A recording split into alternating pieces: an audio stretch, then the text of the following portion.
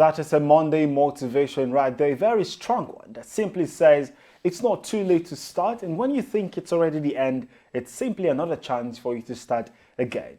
You're welcome to the conversation showing on your digital first Pan-African News Network 2S Television. My name is Merciful Ajinomo. We're reaching you from Nigeria's federal capital city, Abuja.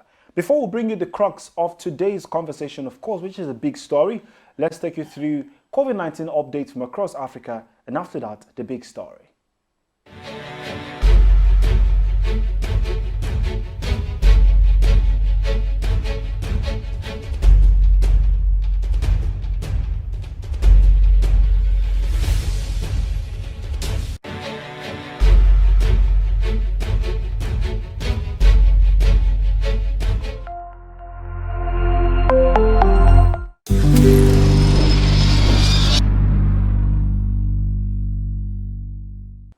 Yes, you can be a part of our social media community that is at Tostv Network on Instagram, Facebook, and Twitter. And our website is right there for you to stay updated on the platform, of course, that is happening in Nigeria and across Africa, www.tostvnetwork.com.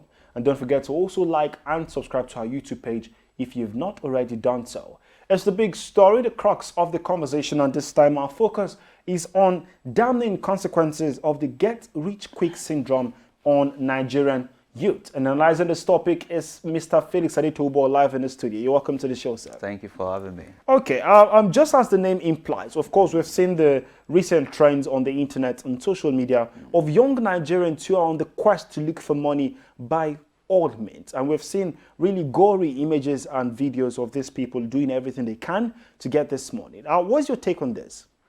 Thank you very much. The issue, just as to my own take, is the decadence that we see is the reflection of the government that we have.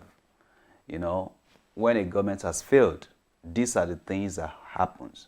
These are indicators that this state is heading towards the rock. And the reason why I'm saying this is simple.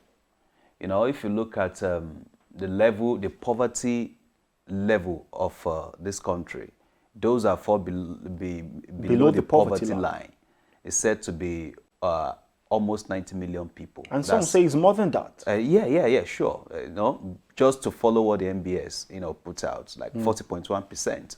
Of the population of the country. Then, looking at that, look at our education sector. It has really gone down to the extent that the government has not put more than 7%, of their budget, of their total budget into the education sector. So our education sector is not even interesting anymore. Education is no longer interesting in Nigeria. If you want to get the best for your child, you go to the private school.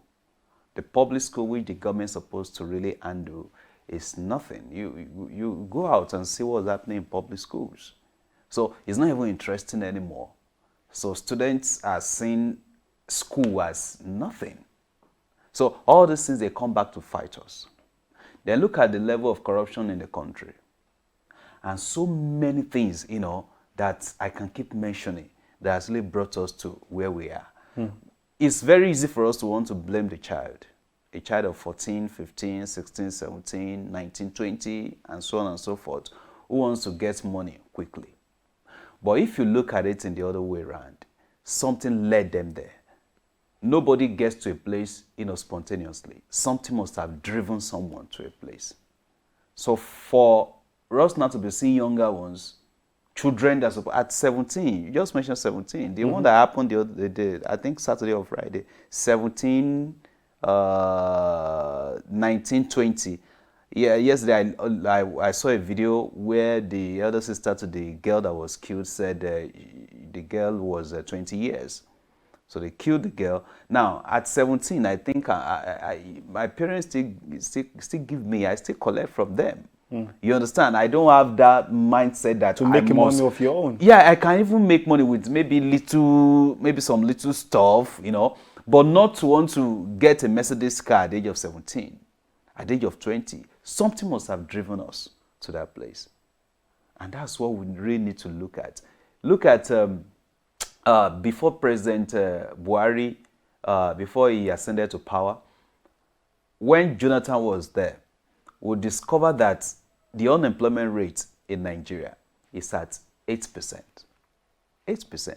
But now, in 2021, the last report that was brought out, Nigeria's unemployment rate now is at 33%.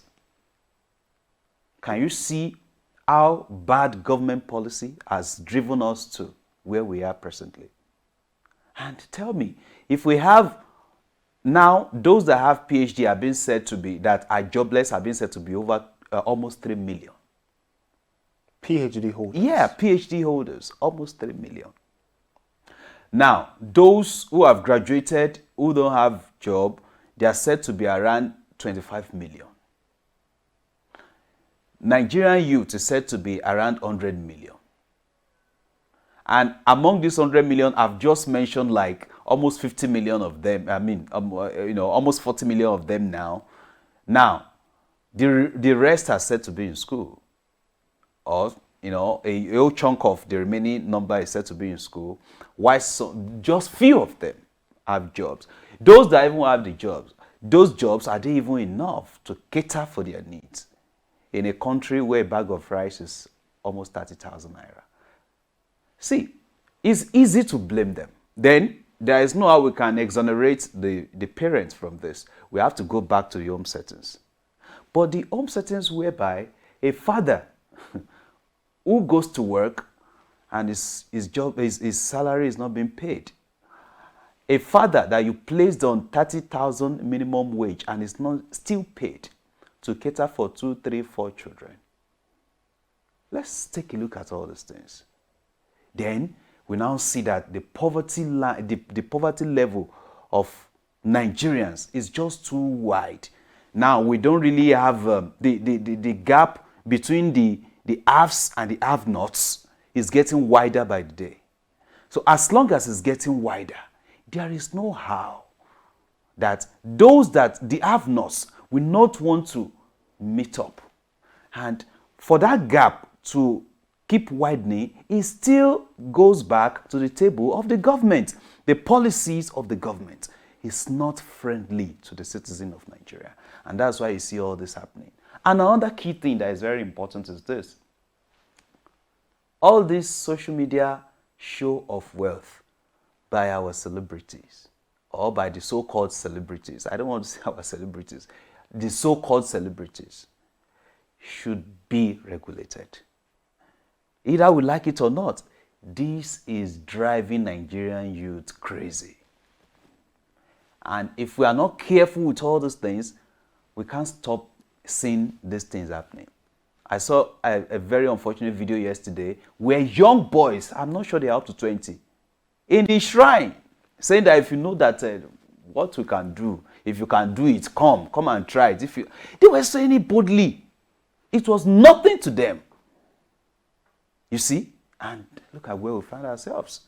So these are the indicators that the country is close to the rock, is heading towards the rock, and something has to be done urgently.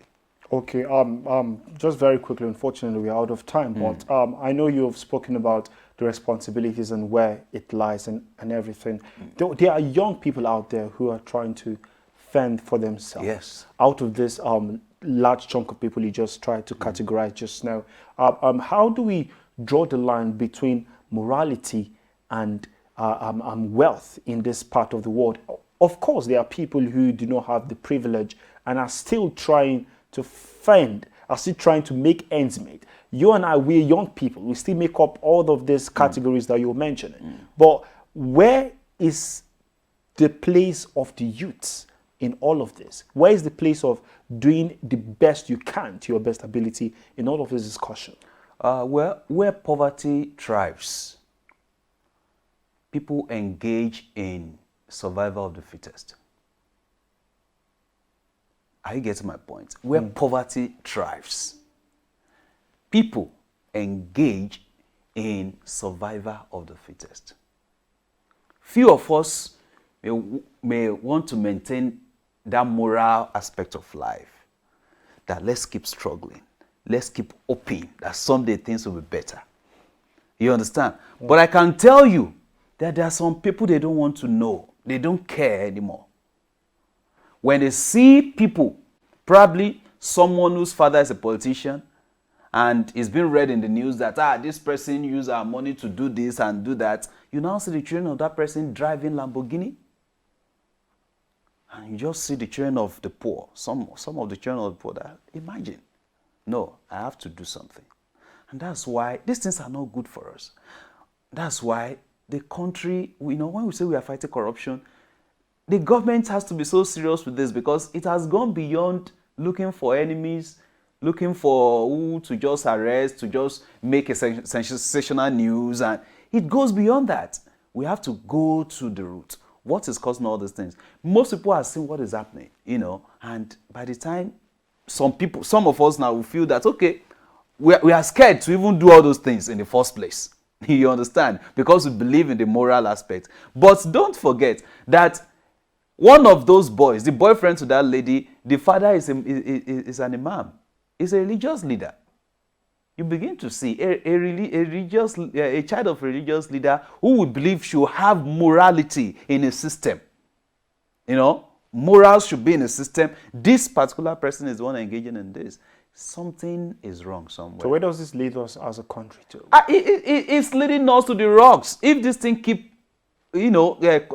continuing, we are in trouble. Because we have children that we call leaders of tomorrow, who the only thing they believe now is to engage in all these gory things, and by the time they make that money, they will still be the one to come to government. They will bring that immorality to government. They will still be the one, because they will now have the money to run government. I don't have money to run for an election. But somebody who has done something, who has gotten that money in a huge way, will come, and people will still collect the money, and the person will find himself. And vote for him. And that's why we see ourselves in this situation. All right, thank you so much for joining us on this conversation. You're welcome. And thank you, viewers, for staying tuned to the conversation. Don't forget, we come your way every Mondays to Fridays, 11 a.m. Eastern time. And you can be a part of our social media community. Stay engaged, and drop your comments, concerns, and opinions at Tostv Network on Instagram, Facebook, and Twitter. Thanks again for joining us. My name is Merciful Ajinimo. Bye for now, and stay safe.